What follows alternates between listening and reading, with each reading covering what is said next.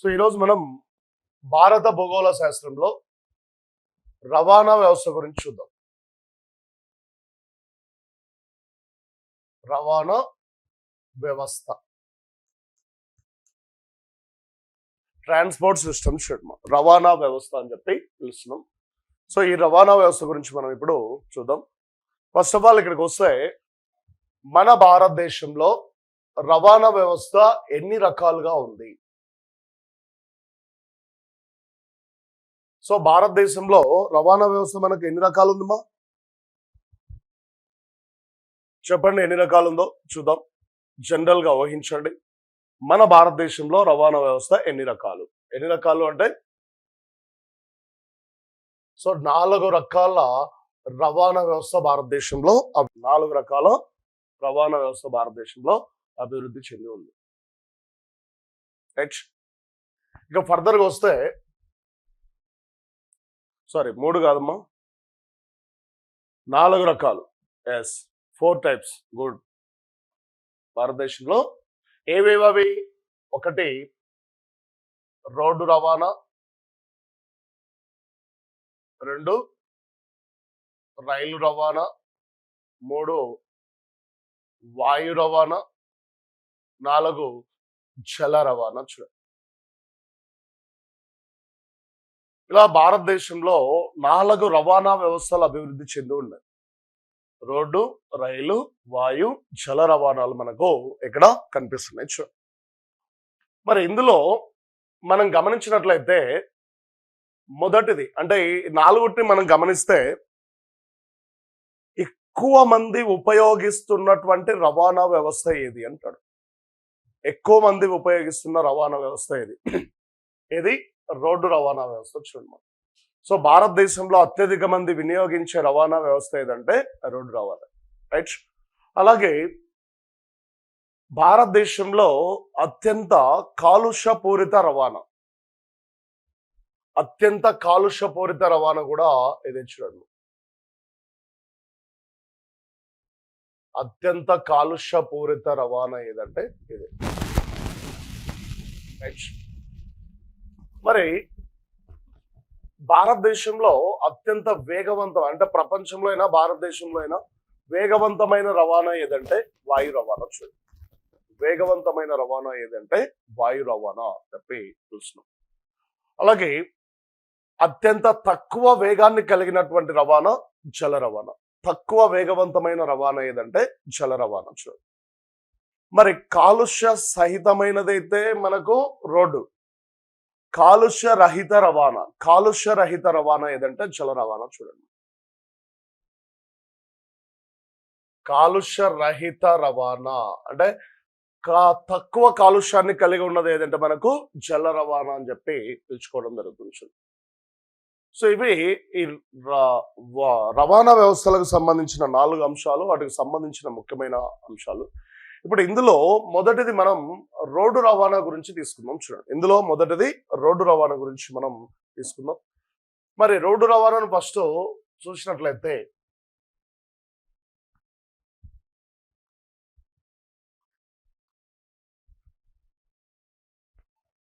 Road రవాణా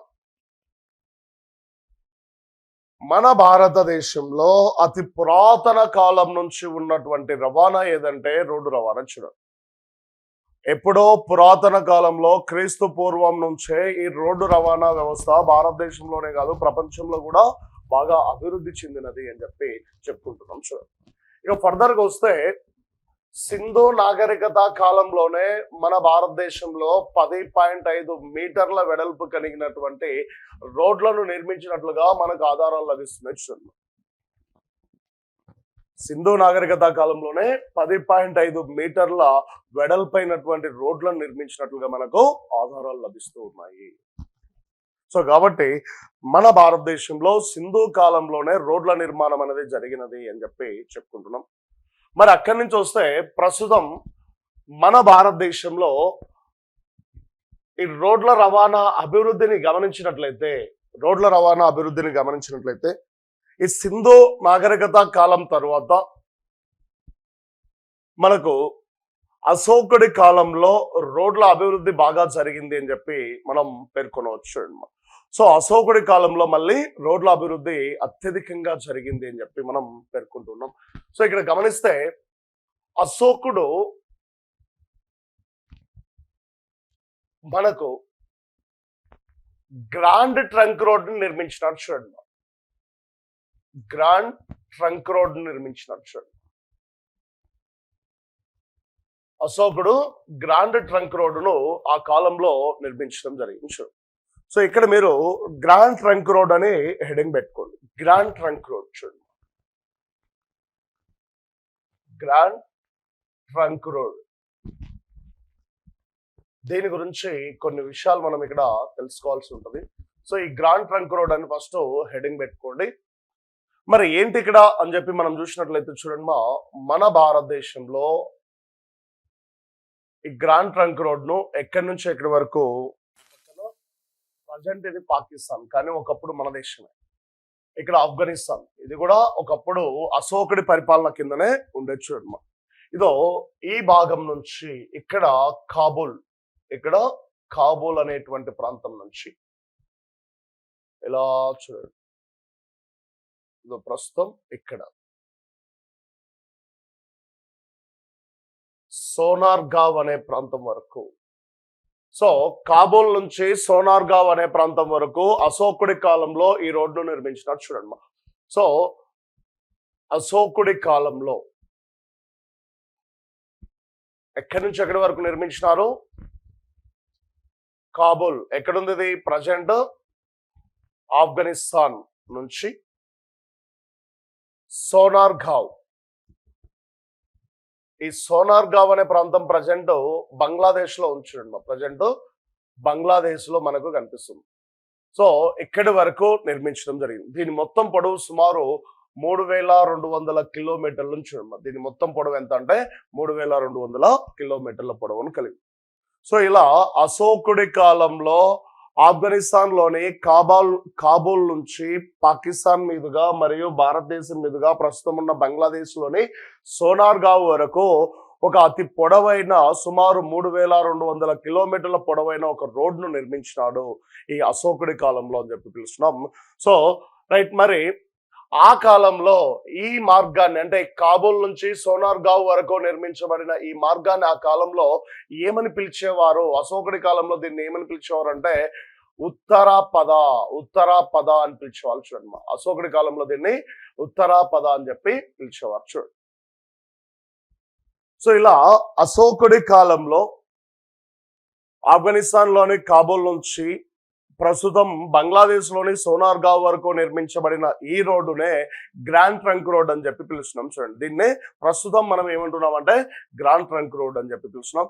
కానీ అశోకుడి కాలంలో దీన్ని ఏమని పిలిచినారు అంటే మనకు ఉత్తరాపద అని చెప్పి పిలుస్తున్నాం చూడండి. ఉత్తరాపద అని చెప్పి పిలుస్తున్నాం చూడండి. మనకి ఇక్కడ లోయర్ క్లాసెస్ లో మనం చాలా బాగా ఈ అశోకుడు గురించి చదువుకున్నాం. ఎలా అంటే అశోకుడు రోడ్లకు ఇరువైపులా చెట్లను నాటించెను. అశోకుడు రోడ్లకు ఇరువైపులా చెట్లను నాటించునని చాలా మంది చదువుకున్నాం. మరి ఎందుకు నాటించినాడు చెట్లను? పని బాట లేకనా? సో క్వశ్చన్ ఏంటంటే ఇక్కడ చూడండి, ప్రీవియస్ లో ఇదే క్వశ్చన్ అడిగినాడు మనకి. అశోకుడు క్వశ్చన్ చూడండి, ఇక్కడ అశోకుడు రోడ్లకు ఇరువైపులా చెట్లను నాటించెను. నాటించుటకు గల కారణం ఏమిటి అన్నాడు చూడండి.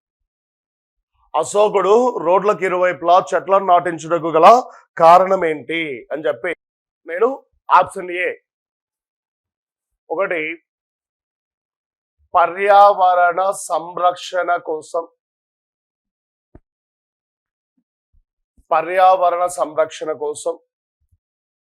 రెండోది అడవుల పెంపుదల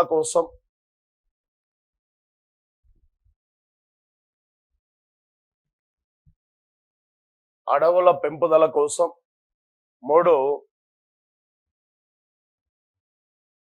వాణిజ్య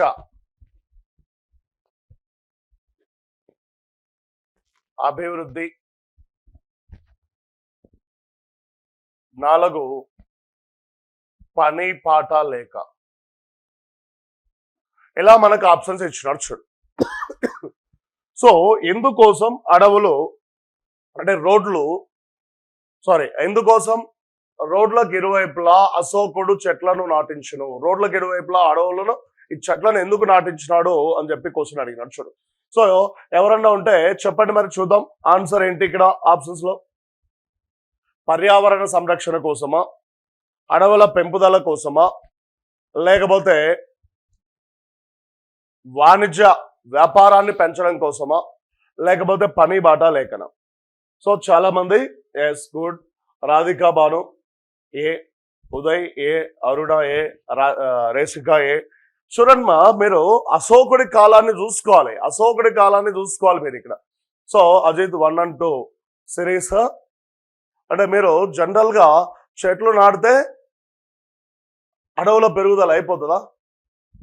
అశోకుడి కాలం, మన కాలంలో మనం ఆలోచించొద్దు, అశోకుడి కాలంలో ఉండి ఆలోచించండి, ఆన్సర్ దొరుకుతుంది. అశోకుడి కాలంలో ఉండి ఆ ఆలోచన చేస్తే మీకు ఆన్సర్ దొరుకుతుంది. చాలా మంది సి వెరీ గుడ్, ఆరు C good good good. So C అనేది మనకి ఇక్కడ కరెక్ట్ ఆన్సర్ చూడండి మా. ఏంటంటే వాణిజ్య అభివృద్ధి కోసం నాటించినాడు చూడండి మా, వాణిజ్య అభివృద్ధి కోసం నాటించినాడు. సో ఎవరైతే సి అని చెప్తున్నారో అదే మనకి ఇక్కడ కరెక్ట్ ఆన్సర్ చూడండి. సో ఎందుకు అంటే ఆ కాలంలో మనం గమనించండి మా, అశోకుడి కాలంలో అడవులు ఎక్కడ చూసినా అడవులే ఉండేటి. ఆ కాలంలో అడవుల నరికివేత కానీ లేకపోతే అడవుల క్షీణత కానీ ఇంత గొప్పగా ఉండేది కాదు. ఆ కాలంలో పర్యావరణానికి అడవులకు వచ్చినటువంటి ప్రమాదం ఏమీ లేదు, రైట్. మరి దేనికోసము అంటే చూడండి, మనం గమనించినట్లయితే ఆ కాలంలో రవాణా వ్యవస్థ మొత్తం రోడ్డు రవాణా వ్యవస్థనే ఉండేది ఎక్కువగా. ఇప్పటి మాదిరి రైలు రవాణా లేదు, వాయు రవాణా లేదు, జల రవాణా కూడా ఆ కాలంలో చాలా తక్కువగా ఉండేది, రైట్. ఓన్లీ రోడ్డు రవాణా. ఆ రోడ్డు రవాణా కూడా ఏ విధంగా జరిగేది? ఒంటెల ద్వారా, ఎద్దుల ద్వారా, గుర్రాల ద్వారా, ఏనుగుల ద్వారా, ఇలా జంతువుల ద్వారా రవాణా జరిగేది చూడండి. మరి జంతువుల ద్వారా రవాణా జరిగితే శీతాకాలంలో ఓకే చల్లగా ఉంటది కాబట్టి ఎనీ టైం రవాణా చేయొచ్చు, ప్రాబ్లం ఏమి ఉండదు. కానీ వర్షాకాలం వచ్చినప్పుడు కూడా చల్లగానే ఉంటది కాబట్టి ప్రాబ్లం ఏమి ఉండదు. కానీ వేసవి కాలం వచ్చినప్పుడు బాగా ఎండలు ఎక్కువగా ఉండడం వలన ఈ రవాణా వ్యవస్థ జరిగేది కాదు. ఎందుకంటే ఎద్దులు గుర్రాల ద్వారా ఈ రవాణా జరపాలంటే వాతావరణాలు చల్లగా ఉండాలి, నీడ ఉండాలి. సో ఎండ ఎక్కువగా ఉంటే ఈ రవాణా వ్యవస్థ ఎక్కువగా జరిగేది కాదు. సో దాని కారణంగా అంటే ఇప్పుడు వ్యాపారం జరగాలంటే ఏం చేయాలి? ఒక ప్రాంతంలోని వస్తువులను తీసుకెళ్లి మరొక ప్రాంతంలో అమ్ముకుంటేనే వ్యాపారం జరుగుతుంది. అంటే రవాణా జరుగుతూనే వ్యాపారం జరుగుతుంది, రైట్. మరి ఈ రవాణా జరగాలంటే మనకు ఏముండాలి? ఆ కాలంలో వేసవిలో కూడా ఎక్కడే కానీ ఆటంకం లేకుండా రవాణా జరగాలి అంటే మనకు ఏముండాలి? నీడ ఉండాలి. అలా వేసవిలో కూడా సజావుగా రవాణా జరిగి వ్యాపార అభివృద్ధి జరగాలనే ఉద్దేశంతోనే అశోకుడు రోడ్లకు ఇరువైపులా ఏం చేసినాడు?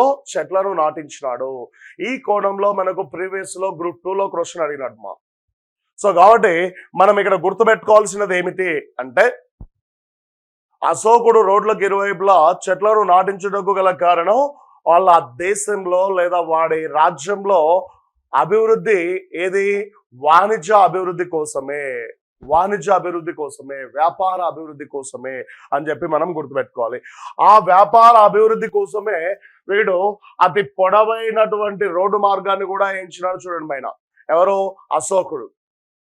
సో ఎంత కిలోమీటర్ల పొడవైన 3200 కిలోమీటర్ల పొడవైన రోడ్లనైనా వేయించడం జరిగింది. సో ఏ పని బాట లేక వేయించలేదు. ఆ రోడ్ల వెంబడి కూడా అంటే ఈయన వేయించిన ఈ రోడ్డు వెంబడి కూడా చెట్లు, రోడ్లకు ఇరువైపులా చెట్లు నాటించుకుంటూ వచ్చినట్టు చూడండి. దట్ ఈస్ మనం ఇక్కడ గుర్తుపెట్టుకోవాలి. So simple. ప్రస్తుతం గ్రాండ్ ట్రంక్ రోడ్ అని పిలుస్తున్నాం. ఈ గ్రాండ్ ట్రంక్ రోడ్డు ఎవరి కాలంలో మొదటగా వేయబడింది అంటే అశోకుడి కాలంలో వేయబడింది. మరి ఎక్కడి నుంచి అంటే కాబూల్ నుంచి సోనార్గావ్ వరకు నిర్మించబడింది. మరి ఎంత పొడవు ఉందంటే 3200 కిలోమీటర్ల పొడవు ఉంది. మరి ఆ కాలంలో దాన్ని ఏమని పిలిచేవాళ్ళంటే ఉత్తరాపద. That's clear. నెక్స్ట్ ఆ తర్వాత అశోకుడు పోయినాడు. అశోకుడి తర్వాత కాలంలో మిగతా వాళ్ళు దీన్ని పెద్దగా పట్టించుకోకపోవడంతో అది శిథిలావస్థకు చేరుకుంది. ఆ తర్వాత మధ్యయుగ భారతదేశ చరిత్రలోకి వస్తే ఈ మధ్యయుగ భారతదేశ చరిత్రలో షేర్షా కాలంలో దీన్ని పునర్నిర్మించినారు. చూడండి, షేర్షా కాలంలో దీన్ని పునర్నిర్మాణం చేసినారు. చూడండి, షేర్షా సూరి కాలంలో దీనిని పునర్నిర్మాణం చేశారు.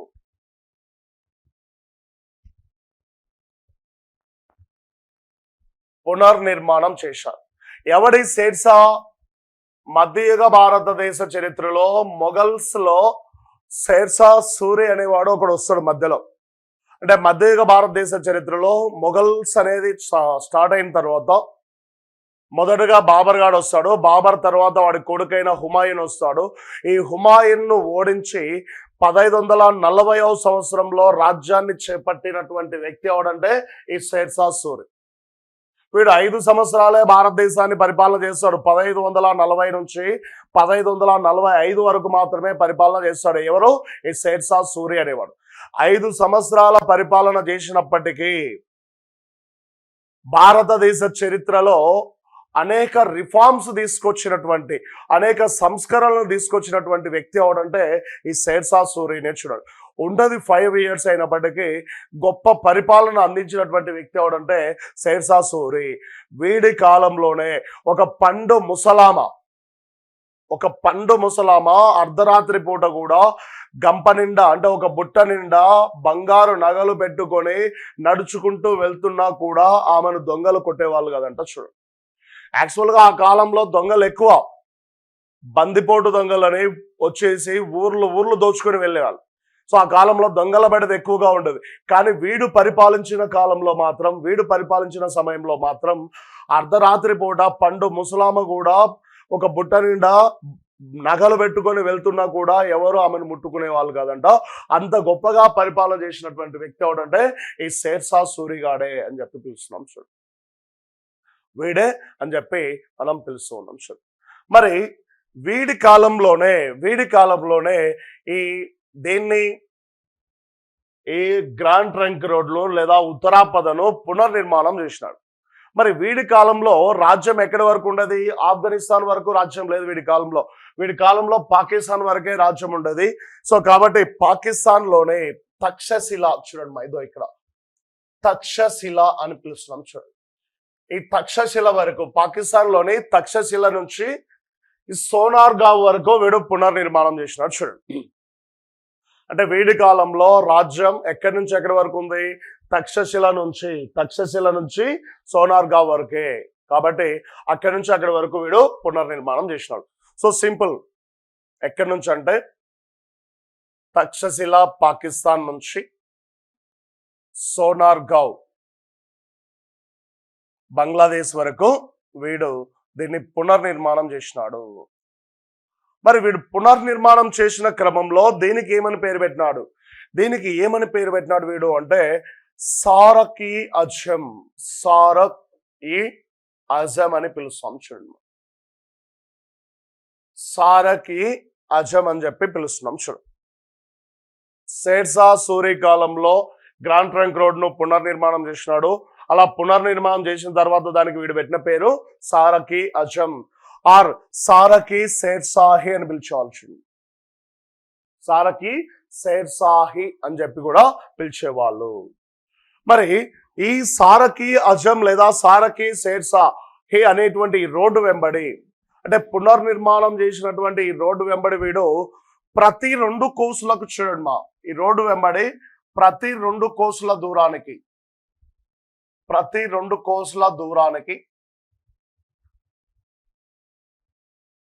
ఒక సరాయి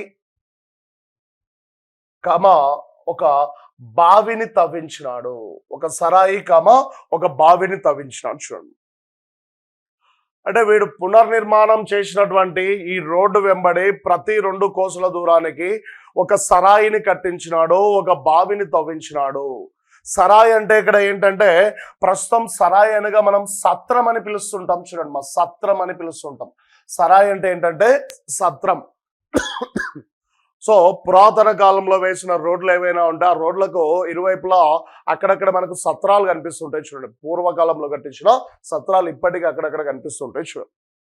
అలా సో ప్రతి 2 కోసులు. మరి ఇక్కడ 1 కోస్ ఈజ్ ఈక్వల్ ఎంత అంటాడు. 1 కోస్ ఈజ్ ఈక్వల్ 2.5 కిలోమీటర్స్ చూడండి. 1 కోస్ ఈజ్ ఈక్వల్ ఎంత అంటే 2.5 కిలోమీటర్లు. సో ఇలా ప్రతి 2 కోసుల దూరానికి ఒక సత్రాన్ని మరియు ఒక బావిని తవ్వించినాడు. సో ఎందుకు అంటే ఇప్పుడు ఫర్ ఎగ్జాంపుల్ ఈ రవాణా వ్యవస్థలు అంటే ఆ కాలంలో ఈ బండ్లు లేదా ఎడ్ల బండ్లు లేదా గుర్ర బండ్లు లేదా ఈ ఒంటెలు ఏనుగుల ద్వారా రవాణా జరిపేవాళ్ళు కదా. మరి ఆ జరుపుతున్న క్రమంలో వాళ్ళు పొద్దు నుంచి సాయంత్రం వరకు ప్రయాణించుకుంటూ వెళ్ళి సాయంత్రం కాగానే ఎక్కడో సత్రం దగ్గర వాళ్ళు నివాసం ఉండి అక్కడ ఉన్న బావిలోంచి నీటిని తీసుకొని ఆ గుర్రాలకు లేదా ఎద్దులకు ఆ నీటిని ఉపయోగించుకొని వాళ్ళు వంట కోసము త్రాగునీటి కోసం ఉపయోగించుకొని అక్కడ సేద తీరి మళ్ళా పొద్దున్నే లేచి అక్కడ నుంచి బయలుదేరి వెళ్ళిపోయారు చూడు. సో ఇలా ఈ రవాణా అంటే ప్రయాణికులు ఎవరైతే ఉన్నారో వాళ్ళు రాత్రిపూట సేద తీరేందుకు రాత్రిపూట షెల్టర్ కల్పించేందుకు ఇక్కడ ప్రతి 5 కిలోమీటర్ల దూరానికి ఒక సత్రాన్ని మరియు ఒక బావిని ఈయన త్రవించడం జరిగింది అని చెప్పి మనం పేర్కొంటూ ఉన్నాం చూడండి. So simple. గ్రాండ్ ట్రంక్ రోడ్డును ఫస్ట్ నిర్మించినవాడు అశోకుడు. దానికి ఏమని పేరు పెట్టినాడు ఉత్తరాపద. దాని పునర్నిర్మాణం చేసింది ఎవరు షేర్షా. సో పునర్నిర్మాణం చేసిన తర్వాత దానికి ఏమని పేరు పెట్టినాడు సారకి అజం అని పేరు పెట్టినాడు చూడండి. సారకి అజం అని చెప్పి పేరు పెట్టినాడు. ఆ తర్వాత కాలంలో మనకు చూడండి ఈ సారకి అజం అనేవాడు దానికి 1830 సంవత్సరంలో బ్రిటిష్ వాళ్ళు వచ్చినారు. ఆ బ్రిటిష్ వాళ్ళు దీనికి ఏమని పేరు పెట్టినారంటే గ్రాండ్ ట్రంక్ రోడ్ అని పేరు పెట్టినారు చూడండి. గ్రాండ్ ట్రంక్ రోడ్ అని పేరు పెట్టినారు చూడండి. సో 1830లో బ్రిటిష్ వాళ్ళు దీనికి ఏమని పేరు పెట్టినారంటే గ్రాండ్ ట్రంక్ రోడ్ అని పేరు పెట్టినారు చూడండి. గ్రాండ్ ట్రంక్ రోడ్ అని చెప్పి పేరు పెట్టినారు. సో ఇలా ఫస్ట్ దానికి ఉత్తరాపద, తర్వాత సారకి అజం. ఈ సారకి అజంకే 1830లో బ్రిటిష్ వాళ్ళు పెట్టిన పేరేంటి grand trunk road. Grand trunk road అని చెప్పి పిలుస్తున్నాం చూడండి. That's clear. మరి ప్రస్తుతం చూడండి ప్రస్తుతం భారతదేశంలో గ్రాండ్ ట్రంక్ రోడ్ ఎక్కడి నుంచి ఎక్కడి వరకు ఉందంటే ప్రస్తుతం భారతదేశంలో అమృత్సర్ నుంచి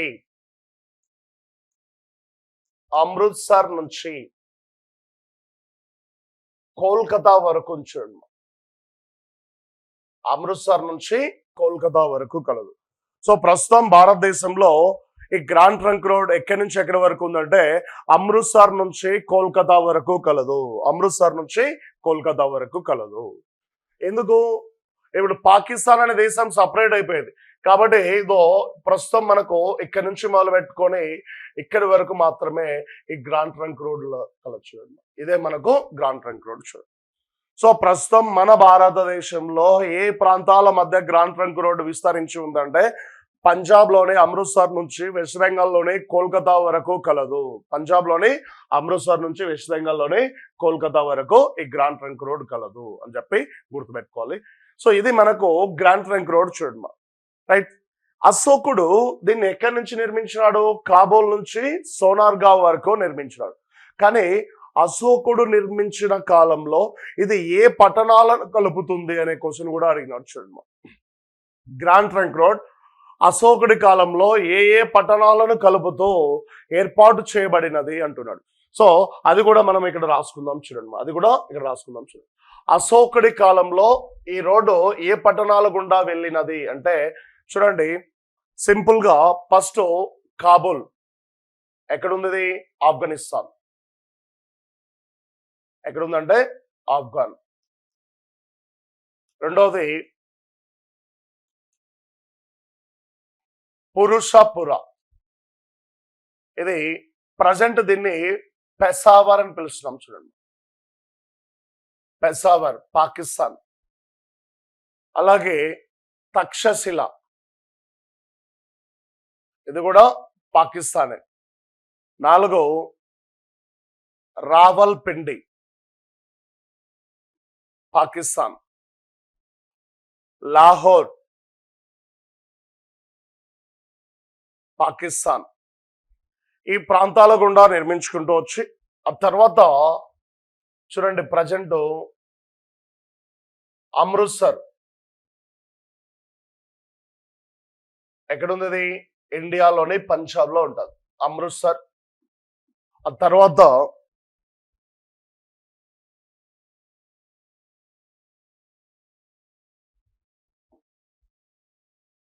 హస్తినాపుర, అంటే ప్రజెంట్ దీన్ని ఢిల్లీ అని పిలుస్తున్నాం. కన్యాకుబ్జ,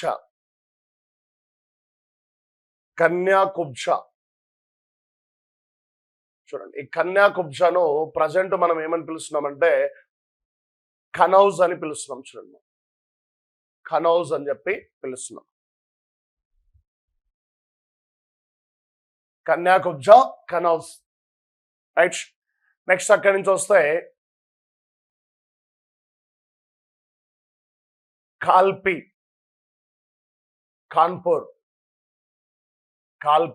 కాన్పూర్,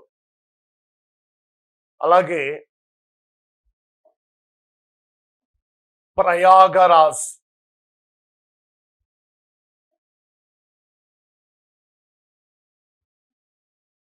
వారణాసి,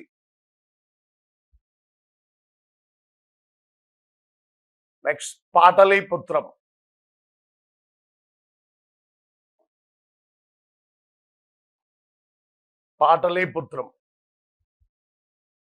పాట్నా, దీన్నే ప్రజెంట్ మనం ఏమంటున్నాం అంటే పాట్నా,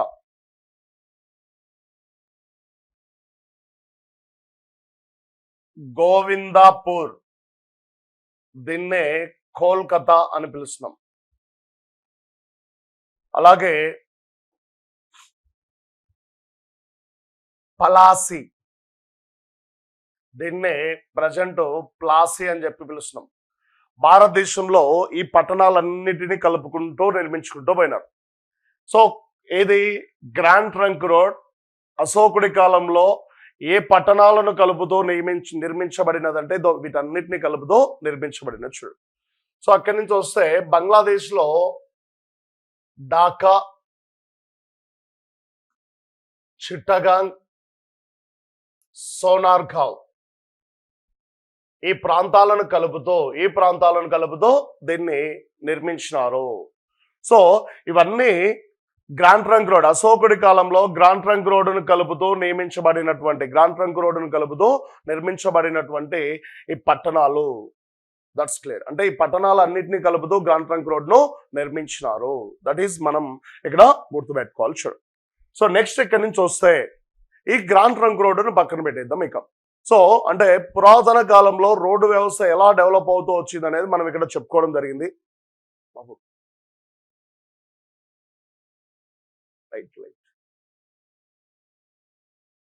పురాతన కాలంలో ఇది మనకు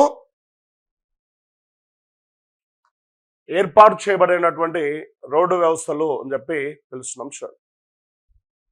సో నెక్స్ట్ అక్కడి నుంచి వస్తే ప్రస్తుతం మన భారతదేశంలోకి వచ్చాయండి. మైక మన భారతదేశంలోకి ప్రస్తుతం ఉన్న భారతదేశంలోకి వచ్చాడు.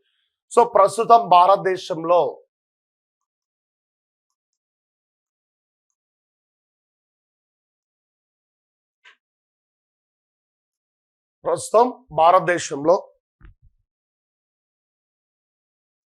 మొత్తం రోడ్ల పొడవు సో ప్రస్తుతం భారతదేశంలో మొత్తం రోడ్ల పొడవు 62,15,797 కిలోమీటర్లు చూడండి. ఇది మనకి ఇక్కడ చాలా చాలా ఇంపార్టెంట్ చూడండి. సో ప్రస్తుతం భారతదేశంలోని మొత్తం రోడ్ల పొడవు ఎంత అంటే 62,15,797 కిలోమీటర్లు. 797 కిలోమీటర్లు. ఇది భారతదేశం యొక్క total network road network length. మరి ఇంత పొడవు కలిగినటువంటి రోడ్లను కలిగిన భారతదేశం ప్రపంచంలో రోడ్ నెట్వర్క్ లో చూడండి, ప్రపంచంలో రోడ్ నెట్వర్క్ లో 2వ స్థానంలో కలొచ్చండి. మా సెకండ్ ప్లేస్. వరల్డ్లో మనం ఎన్నో స్థానంలో ఉన్నామంటే సెకండ్ ప్లేస్. సో ప్రపంచంలో రోడ్ల పొడవులో భారతదేశం యొక్క స్థానం ఎంత అంటే 2వ స్థానం.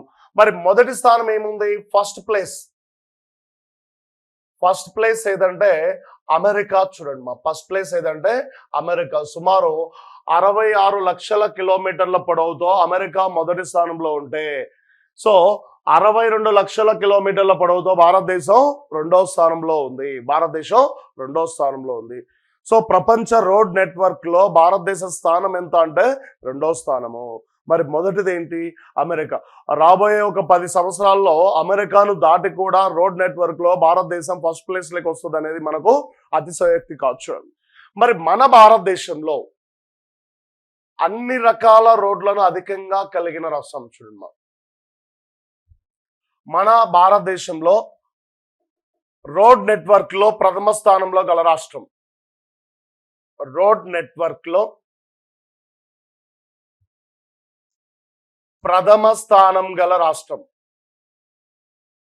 మన భారతదేశంలో రోడ్ నెట్వర్క్ లో ప్రథమ స్థానంలో గల రాష్ట్రం ఏది అని చెప్పి మనం చూసినట్లయితే, ప్రథమ స్థానంలో గల రాష్ట్రం మహారాష్ట్ర. సో అన్ని రకాల రోడ్లను కలుపుకొని తీసుకుంటే అందులో మొదటి స్థానంలో ఉన్న రాష్ట్రం ఏదంటే మనకు మహారాష్ట్ర. నెక్స్ట్, రోడ్ నెట్వర్క్ లో చివరి స్థానంలో గల రాష్ట్రం. రోడ్ నెట్వర్క్ లో చివరి స్థానంలో గల రాష్ట్రం మిజోరాం. రోడ్ నెట్వర్క్ లో చివరి స్థానంలో గల రాష్ట్రం ఏదంటే మిజోరాం. అలాగే రోడ్ నెట్వర్క్ లో ప్రథమ స్థానంలో గల కేంద్రపాలిత ప్రాంతం. చూడండి, కేంద్రపాలిత ప్రాంతం. సో రోడ్ నెట్వర్క్ లో ప్రథమ స్థానంలో గల కేంద్రపాలిత ప్రాంతం జమ్మూ కాశ్మీర్. రోడ్ నెట్వర్క్ లో ప్రథమ స్థానంలో గల కేంద్రపాలిత ప్రాంతం ఏదంటే Jammu Kashmir. Next, road network లో చివరి స్థానంలో గల